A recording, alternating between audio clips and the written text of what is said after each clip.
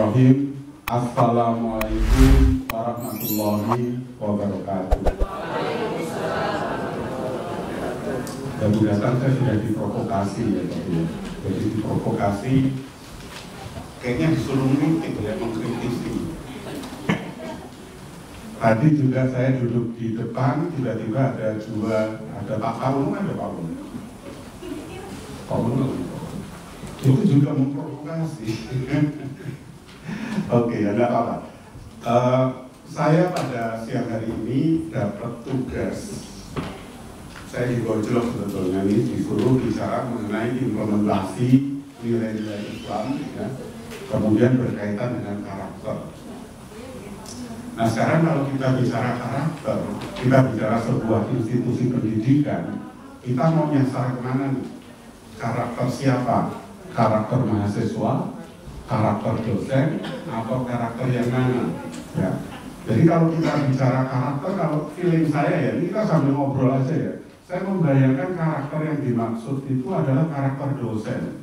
Karena kita adalah agen perubahan, agen of change. Ya.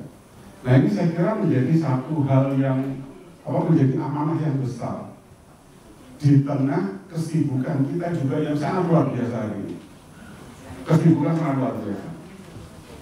Mungkin saya nanti ada beberapa catatan kecil, tapi sekali lagi ini hanya di ruang ini ya. Jadi kita bicara lebih ke kritik pada saya sendiri dan kita ya. Artinya kalau bicara karakter perguruan tinggi, maka sesungguhnya saya adalah bagian di dalamnya. Maka saya akan mengkritisi saya. Jadi ini bukan berarti saya kemudian mengkritisi dosen lain di luar saya, tapi mengkritisi saya. Baik, Bapak Ibu yang berbahagia, cuma siang ini tantangannya adalah kalau kita di kelas itu kan kita membuat suasana menjadi wow, ya. Saya sebetulnya pengen lihat senyumnya Bapak Ibu. Luar biasa ya. Oke. Karena ini banyak dosen ketika ngomong di kelas ini jam-jam segini, ini jam kritis. Padahal ketika kita mau melakukan perubahan, maka ini jam yang paling luar biasa sebetulnya. Jam yang paling luar biasa untuk kita diskusi. Ini kan start from our subconscious. Dari cara berpikir kita, dari mindset kita, cara berpikir kita.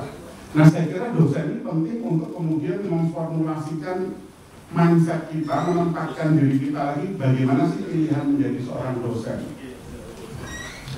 Saya kalau ditanya dulu, saya masuk di ODG di sebuah bank BUMN besar, yang hari ini teman seangkatan saya itu menjadi direkturnya Bank Syariah Indonesia, dan beberapa menjadi senior vice president di Bank Mandiri, di VP Bank Mandiri. Itu teman satu itu. Lalu ketika saya ditanya, kenapa milih dosen? Maka ada 3 hal yang kemudian sampai sekarang saya coba internalisasi. Satu, kayaknya sejahtera itu tetap perlu ya. Jadi saya tetap berpikir kita ini secara ekonomi cukup. Yang kedua, kita itu selalu belajar, menstimulasi kita secara intelektual. Dan yang ketiga apa? Yang ketiga blessing others. Kita punya impact, punya dampak pada kehidupan. Ini sebetulnya peran seorang dosen. Sehingga saya membayangkan perubahan-perubahan dari ruang kelas kita melahirkan para leader hebat. Itu nggak lepas dari kita yang berdiri di depan kelas itu. Bagaimana kita menginspirasi ada cita-cita besar di situ. Nah, saya dari pagi ini sebetulnya mohon maaf ini saya memang sengaja tidak buat PPT karena dari pagi saya rapat terkait dengan NKRI.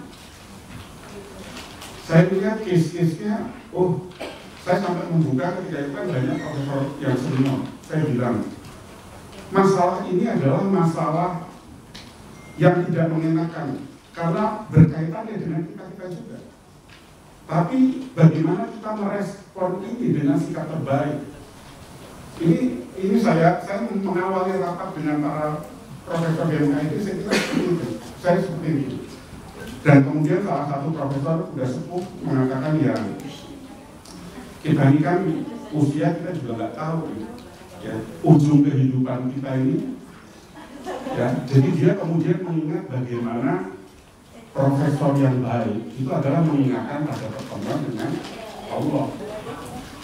Nah ini saya kira satu hal yang saya sampaikan mungkin sedikit kurang populer, ya. Karena sementara di satu sisi kita lagi ngegas untuk capaian-capaian akademik, tapi di sisi lain kita tetap perlu maintain, ya maintain apa? Maintain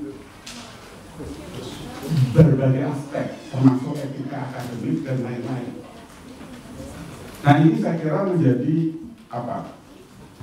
Karena di pena kita, di goresan artikel kita ada martabat, ada etika. Dan saya mendapat informasi itu bukan hanya internal, tapi juga eksternal.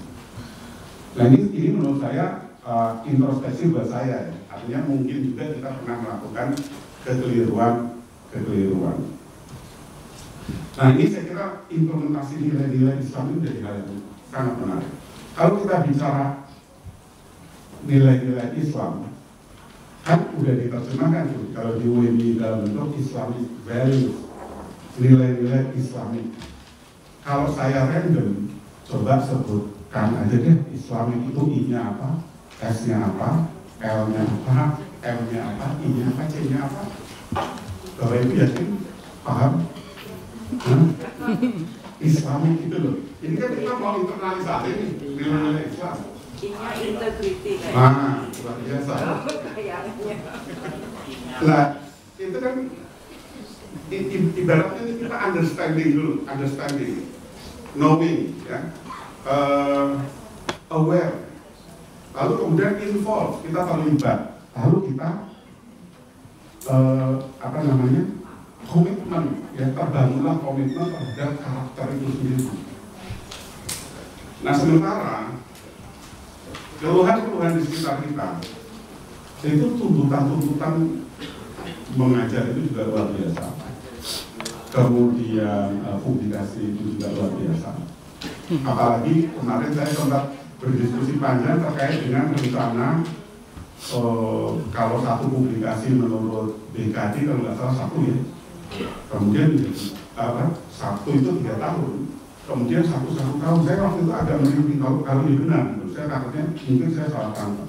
Kalau itu terjadi, betapa kita terpaksa mencari shortcut, jalan keluar untuk memenuhi itu, dan lupa bahwa pendidikan sesungguhnya bukan hanya menghasilkan sesuatu yang namanya publikasi tadi. Publikasi dalam arti skopus. Skopus itu jangan sampai kita itu, tadi saya belum apa-apa udah diprovokasi, Bapak pro skopus atau anti skopus. Kalau dibilang anti skopus, silakan lihat skopus saya juga punya highlight, artinya seperti itu. Cuma saya mengatakan, jangan dipolitisasi. Ini kita bukan bicara politik, bahwa ini pro atau anti. Tapi kita sebetulnya sekarang sedang bicara bagaimana kita melakukan publikasi yang bermartabat. Jangan kita kemudian skopus itu jadi tempat tawaf, karena kan ini udah betul nih. Tapi kita harus kritis. Itu yang saya tekankan pada teman-teman. Entah kemudian diplesetin saya dianggap anti skopus atau apa. Tapi bukan. Saya lebih cenderung untuk tempatkan secara proporsional. Itu kan juga database. Di dalamnya ada publisher yang bermain. Dan saya paling sedih ketika melihat mahasiswa saya di S2 itu rebutan publish di Copernicus bayar 1 juta rata-rata. Lalu kirim 2 hari kemudian publish dan bangga merasa intelek. Saya bisa tanpa revisi. Saya cuma diam-diam mikir ini jangan-jangan kita idiot secara kolektif. Karena apa? Kayak gitu tanpa revisi lalu kita bangga. Lalu kita mengatakan ini loh. Itu akhirnya saya selalu saya saring itu ke metode di mata kuliah metodologi riset. Mari kita tempatkan secara bermartabat. Nah itu gambaran tadi. Sebetulnya bahasan karakter ini luar biasa, ya. Karakter itu harusnya berangkat dari bagaimana cara berpikir kita, satu mindset kita. Yang kedua adalah values, nilai-nilai. Jadi nilai-nilai tadi itu memang harus terinternalisasi. Kita harus,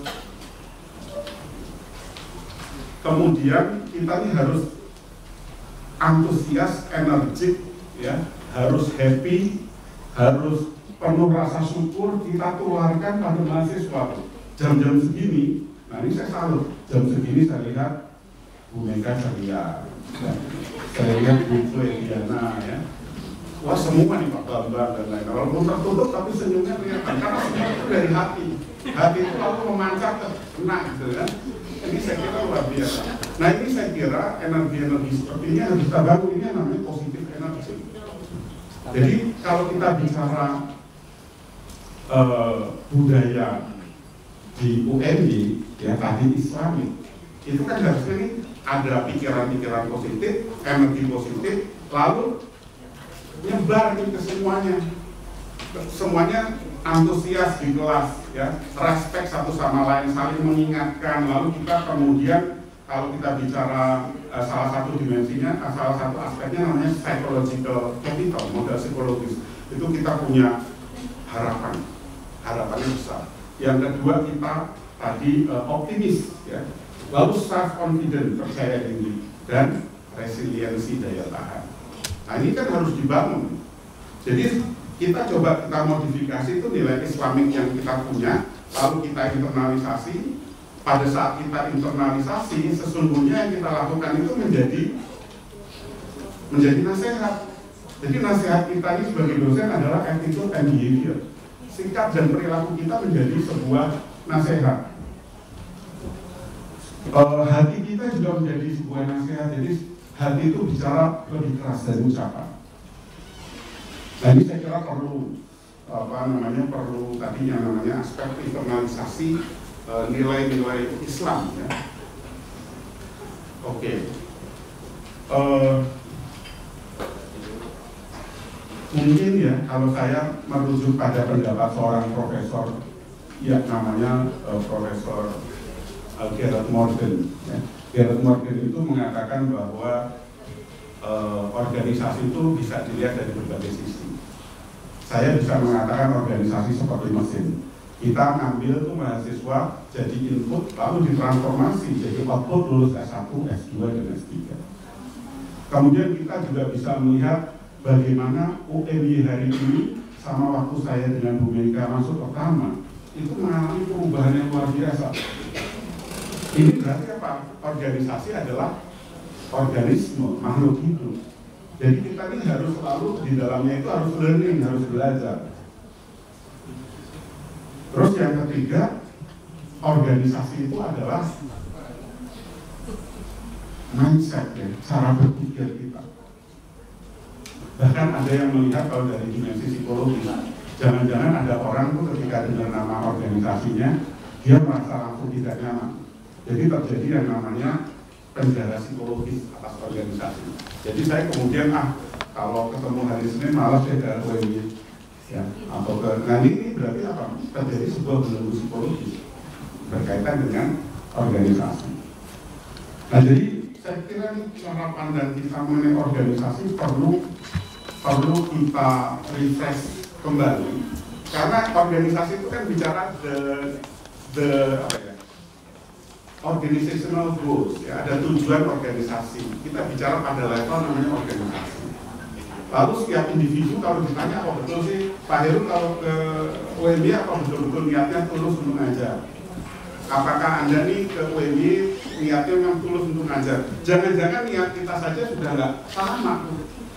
Lalu ketika kita kumpul itu terjadi transaksi sebetulnya saling punya kepentingan. Saya ini kesini ada kepentingan ini, saya kesini ada kepentingan ini, ya, yang muncul self interest.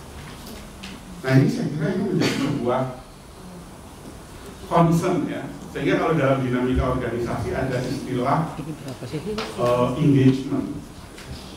Bagaimana kita nih merasa atau affective commitment menjadi bagian dari keluarga besar Universitas Muhammadiyah Jakarta. Memang di awal kita selalu bicara transaksional. Awal nih kalau kita masuk nih, kita selalu berpikir saya dapat apa sih, gajinya berapa, lalu karirnya gimana. Lalu kemudian saya merasa dengan kemampuan itu background pendidikan tertentu, kemudian dengan prestasi tertentu, maka sebetulnya ini balance atau inequity atau tidak adil ya. Itu menjadi concern. Jadi aspek keadilan selalu menjadi concern atau basis dari perikatan antara organisasi dan individu. Nah, level kedua ini dosen ini harus mulai meningkatkan, harus mulai keluar dari transaksi tadi.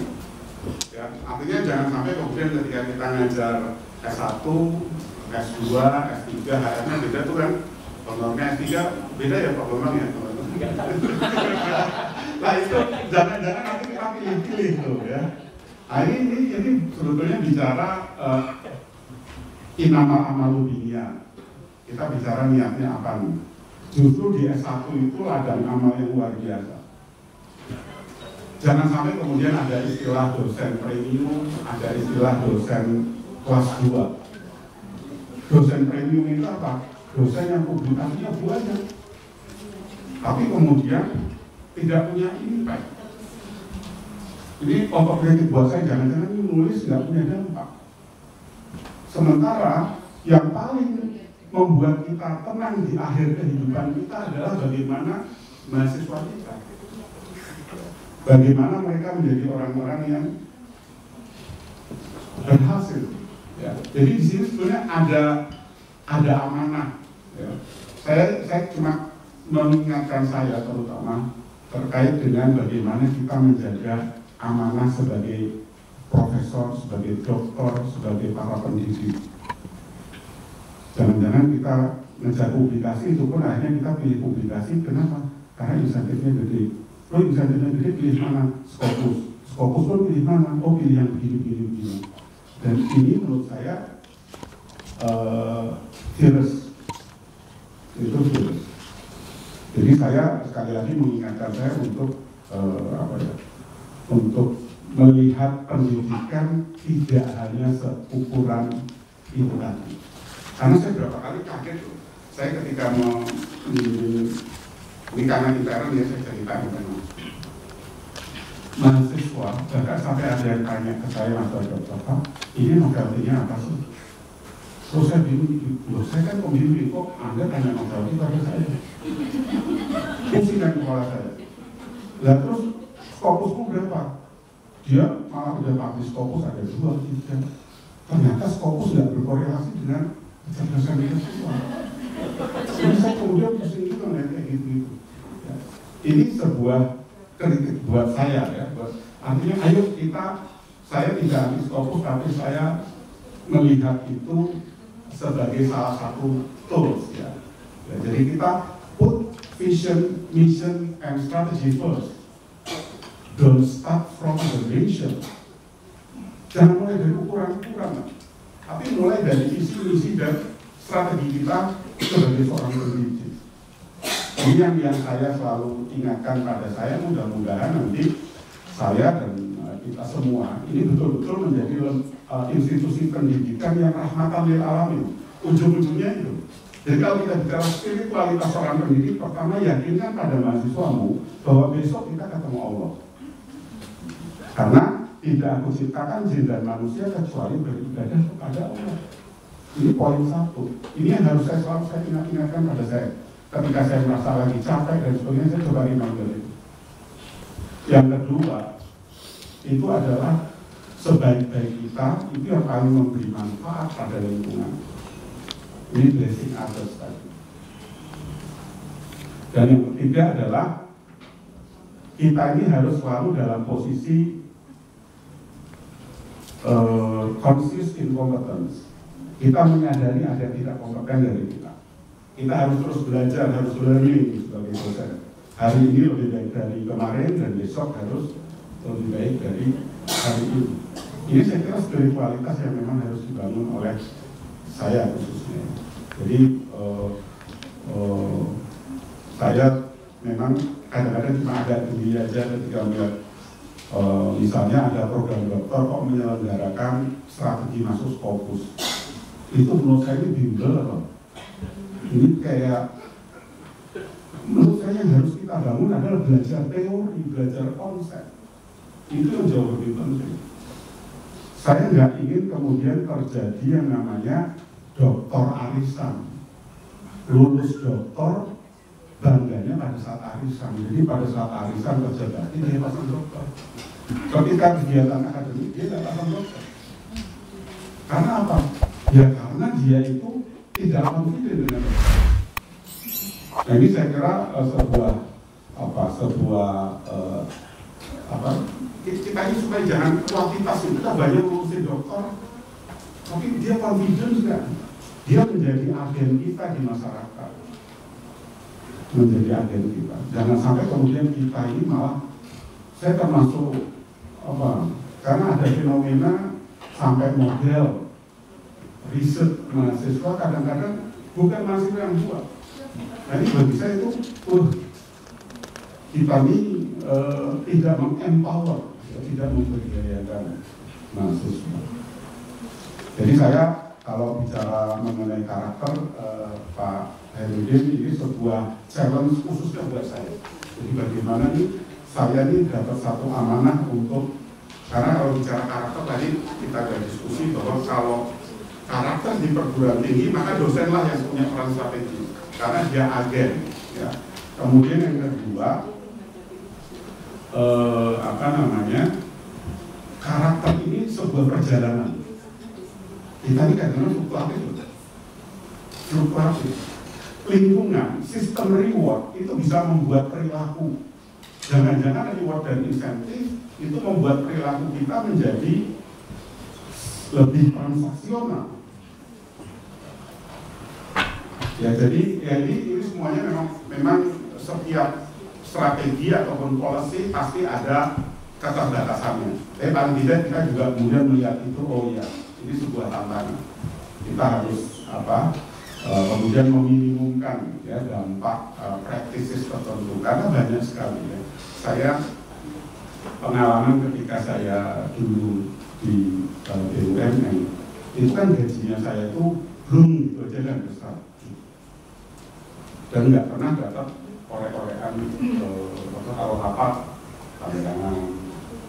Sehingga ketika kita rapat tuh saya balikin ke BUMN itu, rapat itu saya nggak bayangin tanda tangannya itu, saya pengen fokus pada apa nih problemnya. Nah sementara ketika pertama kali saya ngajar itu saya dulunya apa nih kok ada tanda tangan, ini ada apa? Nah tapi maksud saya kita juga perlu hati-hati walaupun itu bukan berarti salah ya, tapi artinya kadang-kadang itu bisa membentuk behavior, membentuk perilaku. Jadi bagaimana nih kita nih katanya hidup-hiduplah Muhammadiyah dan jangan cari hidup di Muhammadiyah. Sebetulnya itu pun dalam kacamata kalau perspektif saya hidup-hiduplah Muhammadiyah dan jangan cari hidup di Muhammadiyah itu artinya kita harus kerja terus ikhlas, harus kerja yang sehebat-hebatnya. Tapi dari sisi manajemen juga jangan menjadikan itu sebagai sebuah, kalau itu menjadi kekuatan manajemen maka itu jadi alat kooptasi. Kooptasi apa? Karena kan itu rawan kemungkinan terjadinya penyalahgunaan di level ini. Sehingga manajemen ini tetap berpikirnya bagaimana mensejahterakan, lalu kita itu berpikirnya adalah bekerja secara tulus. Itu yang saya bayangkan. Jadi saya kira ini memang kalau kita bicara budaya organisasi ya, Islamik atau tadi membangun karakter itu bicara jangka panjang, bicara untuk saling mengingatkan. Karena karakter itu sekali lagi sebuah perjalanan, lalu karakter itu kan nanti institusi kita punya karakter kolektif. Oh ternyata dosen UMI itu tipenya antusias, dosen UMI itu respect satu sama lain, dosen UMI itu selalu punya karya-karya hebat, tapi juga integritasnya sangat terjaga. Karena benteng pendidikan sekali lagi adalah integritas sama kejujuran. Nah ini saya kira menjadi karakternya UMY secara kolektif. Kalau karakter terjadi secara kolektif, ya itulah suasana yang kita rasakan. Oh, UMY ini ternyata energinya betul-betul positif. Energinya positif. Nah sekarang kalau kita bicara dari level individu, saya waktu ini bertanya sekarang kalau kita bicara dari Kalau kita bicara dari level individu, dari level saya, mungkin saya sedikit cerita pengalaman ketika saya jadi dosen UMY pertama. Saya jadi dosen UMY pertama itu tidak ada model penjelasan career path, jalur karirnya seperti apa. Saya nggak tahu. Waktu itu saya masih ingat Pak Ahim ada nggak di sini? Kemarin Pak Ahim itu bukan belum ada WA, waktu itu jadi lektor terus diselamatin.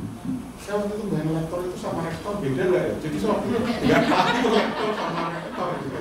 Itu pas jadi dosen awal kan nggak ada orientasi waktu itu. Ya terus memang saya dulu punya pengalaman spiritual ketika saya keluar dari BUMN. Itu orang tua saya kan orang BUMN semua tuh, bapak, ibu, adik, ya, om, semuanya BUMN sama. Lalu kemudian saya punya argumentasi tadi 3 hal tadi, kenapa mau jadi dosen. Lalu orang tua mengatakan ya sudah, kalau itu bisa tunjukkan nggak yang terbaik. Itu aja yang ada di kepala saya waktu itu. Dan waktu itu saya cuma berpikir mau jadi profesor. Mau jadi profesor itu ketika saya dapat SK itu persis sebulan kemudian ayah saya meninggal. Jadi saya masih menyempatkan diri untuk memberikan SK itu. Itu pada itu satu pengalaman. Sehingga waktu tidak ada karir, tapi itu saya mencari tahu sendiri. Termasuk juga hibah-hibah. Dulu saya merangkai hibah itu dari fundament dari hibah apa namanya dulu? Penelitian dasar. Oh iya, pertama dosen muda, kemudian penelitian dasar, lalu saya bawa ke seminar luar negeri. Waktu itu kan nggak ada dana dari sini. Saya ke seminar luar negeri, pergi sama Bu Indah ke Taiwan, pergi ke Singapura, pergi ke Belanda. Itu dari situ. Waktu itu karena saya mikir, oh saya S1, S2, S3-nya juga. Saya harus sebelum profesor conference paling tidak. Saya akhirnya ambil itu. Lalu kemudian saya masuk jurnal internasional dan saya nggak tahu namanya itu Scopus atau bukan. Jadi waktu itu masuk jurnal internasional karena saya dapat salah satu dari 3 paper terbaik di satu conference. Lalu saya dikontak oleh panitianya. Terus saya bilang oke, nggak apa-apa. Terus saya kira mudah, ternyata perbaikannya sampai 6 bulan. Terus akhirnya publish dan saya nggak diminta bayar apa-apa. Kemudian 5-6 tahun kemudian saya baru tahu itu Scopus. Tapi saya juga nyebutnya Scorpus waktu itu karena saya tidak tahu apa. Terus saya bilang ini artikel saya masuk Scorpus karena saya tidak tahu itu Scopus ya. Tapi artinya saya menjadikan Scopus itu sebagai dampak dari sebuah riset. Bukan kemudian saya tawaf di Scopus. Ya. Jadi kalau tawaf di Scopus apa? Pokoknya Scopus. Sehingga saya kadang-kadang sedih kemarin mungkin sama pengelola ilmu komunikasi itu. Oh iya, kemarin ya. Itu kan masuk ke saya lihat desain kurikulumnya lalu, loh, kok semester itu udah suruh publikasi Scopus? Dari mana dia nanti dapat material untuk publish? Ini hanya menimbulkan kegaduhan. Gaduh dia bingung, akhirnya nanti cari sembarangan dari mana sumbernya, tapi Scopus. Nah ini yang namanya co-author Scopus. Jadi saya saya tidak anti, tapi saya coba dudukkan secara proporsional itu mengenai Scopus. Dan itu juga yang lain. Nah itu mungkin tantangan kita bersama karena juga itu tidak mudah ya untuk masuk ke publikasi. Dan ini kita ini ibaratnya ini sekarang sedang ngebut, ya. Kita sedang ngebut. Tapi menurut saya tetap perlulah orang-orang kayak saya gitu untuk ngerem-ngerem dikit gitu ya, ngerem-ngerem dikit. Maksudnya kalau enggak itu jadi bom waktu. Jadi bom waktu, jangan-jangan kita nih udah abai mahasiswa itu kita anggap seperti kotak kardus. Kita lihat jadwal mata kuliah itu kayak melihat barang terjadi depersonalisasi. Lihat mahasiswa bimbingan, saya masih ingat beda banget. Tahun 2000 saya bimbing mahasiswa itu sampai saya bilang ada 2 bimbingan saya. Dan saya tahu persis isinya karena saya sangat senang berdiskusi dengan mereka. Lalu ketika siang saya bilang udah masuk dapur kamu yang masak. Jadi yang masak mahasiswa saya, mahasiswa masak.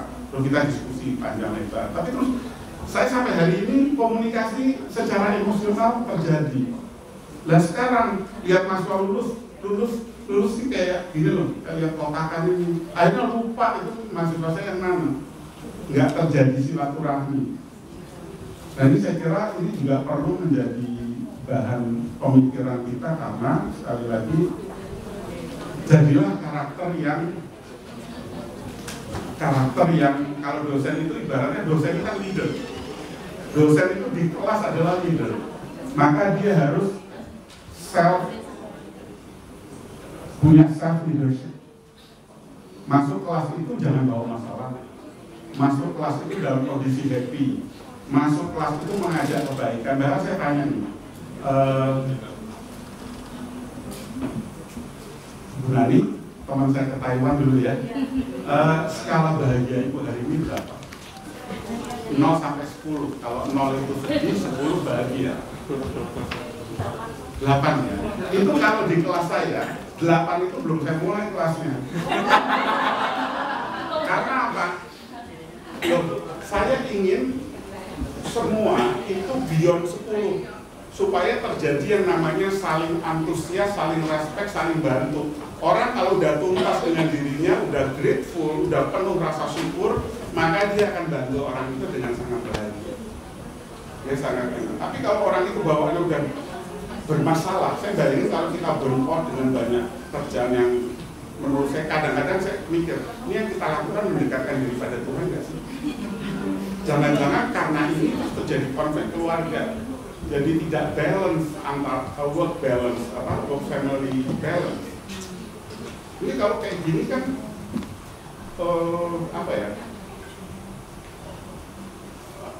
jadi ironis, ya, jadi sesuatu yang ironis.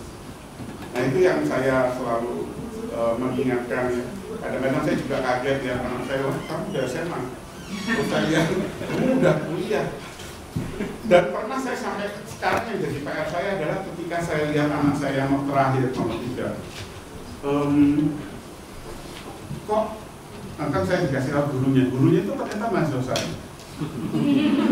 Loh, kok ini nilainya 2 pas dengan KKM ya? Artinya udah pas banget. Lalu saya tanya, mata pelajaran yang kamu suka sebetulnya apa sih? Kok anak saya bilang tidak ada ya? Terus saya tanya, terus yang kamu nggak suka apa? Semua. Itu kan beda tuh kalau zaman saya ngomong gitu sama ayah saya, wah bisa nggak di teras rumah di luar kan? Ini kan komunikasi nih. Akhirnya itu menjadi PR saya. Coba bayangkan kalau hidup saya ini sangat mekanistik. Di kepala saya ketika mandi fokus, ketika jemput anak fokus. Wah, ini yang namanya tadi tawafnya. Jadi saya kembali lagi pada ayat proporsional. Saya melihat ini ada titipan Allah anak-anak kita, kemudian dan mereka yang paling aset yang mendoakan kita di akhir hidup sampai mati. Teman-teman kita yang ngerjain fokus. Besok udah lupa, takziah aja sebentar, setelah itu udah lupa sekian. Jadi saya ini sebetulnya kita bicara organisasi itu kemudian jangan meninggalkan spiritualitas pada yang di atas. Apapun yang kita lakukan itu harus dekat, nggak dikotomis. Ya jadi akhirnya kemudian kalau pagi itu saya ngajak anak saya tahajud itu masih susah kadang-kadang, padahal pesantren loh dulu. Jadi itu terus pagi itu kita buat suasana itu happy, bersyukur, senang ya. Supaya energinya positif nih, karena kita mau ketemu mahasiswa. Lalu ketika ketemu mahasiswa itu juga kondisinya kita happy, kita bahagia, kita bersyukur, kita siap bantuin orang. Dan ternyata menurut sebuah riset ya, yang membedakan orang sukses sama nggak sukses adalah pada kemampuan dia merespon situasi. Jadi situasinya seperti apapun ya, itu sebetulnya depend on kesuksesannya tergantung pada respon kita, bagaimana kita merespon situasi. Jadi ini yang selalu saya coba belajar, ayo kita belajar merespon situasi dengan cara terbaik. Itu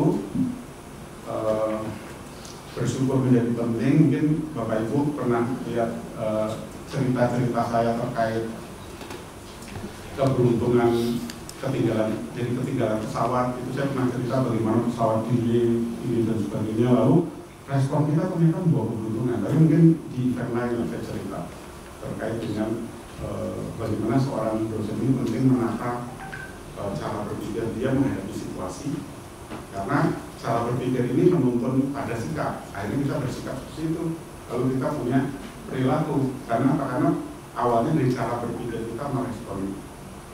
Jadi itu saja ya untuk pengantar. Nanti kemudian monggo kalau Bapak Ibu ada tambahan atau masukannya. Terima kasih sekali lagi dan Assalamualaikum warahmatullahi wabarakatuh.